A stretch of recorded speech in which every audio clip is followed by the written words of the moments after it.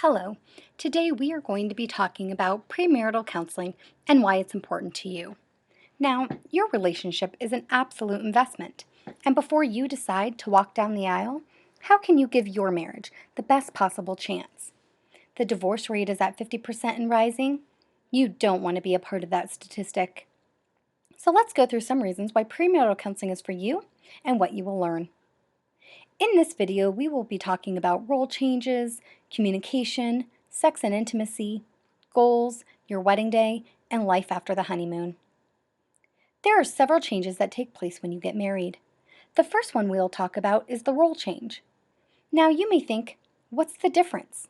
Everything we are doing now will just continue. We're fine. That may be true for some things, but the difference is you'll be moving from a girlfriend or boyfriend to a wife or husband. Oftentimes our thoughts about what this means changes. You are no longer just a single person, you are now a couple. The rules and roles in a household are important to establish upfront so you and your spouse can avoid resentment and share duties in a way that feels fair to everyone. If children are involved or your household is blending kids from previous marriages, this discussion will be a little more complicated, but it can be tricky even with just the two of you involved. Let's talk about communication. We can all agree that communication is important. So how well do you both effectively communicate now?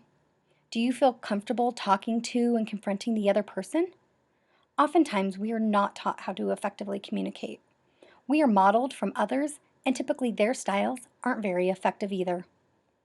You can learn how to really hear the other person and avoid miscommunication by learning some simple communication skills. The foundation of a healthy relationship is two individuals making wise decisions. After you get married, the me changes to we, and the arena of decision making for all noteworthy choices becomes a shared decision making process.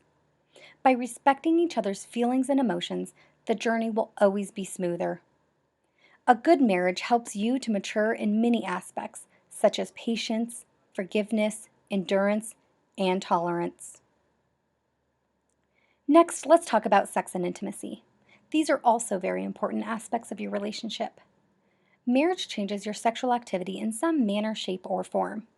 Even though some couples disagree, for the majority of the couples, the level of intimacy does change. There are cases where sex is experienced more often or less often. For some, it is boring and routine, whereas others find it exciting and passionate. Whatever the result, you shouldn't be amazed if your sexual activity changes once you're married. With a little education, you can prevent getting into what I call the roommate status.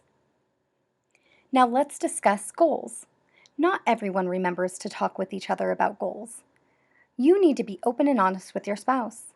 Talk to them about what your hopes and dreams are and how you think you'll achieve them. Most of us know how to set goals and achieve great things.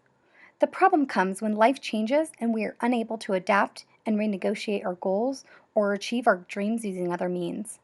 When this happens, resentment builds up, arguments turn nasty, and a problem appears in the marriage. Lastly, let's talk about your wedding day and what life will be like after the honeymoon. Your wedding day is supposed to be just the way you want it. Being prepared for that day will help you both in terms of dealing with the unavoidable. Weddings are highly emotional affairs for everyone involved. As a bride and groom-to-be, it's important that you're prepared for the craziness brought on by your special day so it doesn't interfere with your happiness.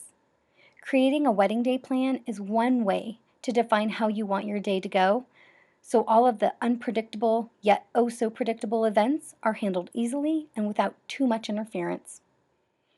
The post-marriage honeymoon phase is a fantastic one in most marriages. So take advantage of the warmth, respect, and generosity you both feel towards each other and how smooth things are. By taking the time now, you and your new spouse can avoid resentment and keep the household running efficient. The honeymoon phase will eventually wear off, and you both need to know what is expected of you.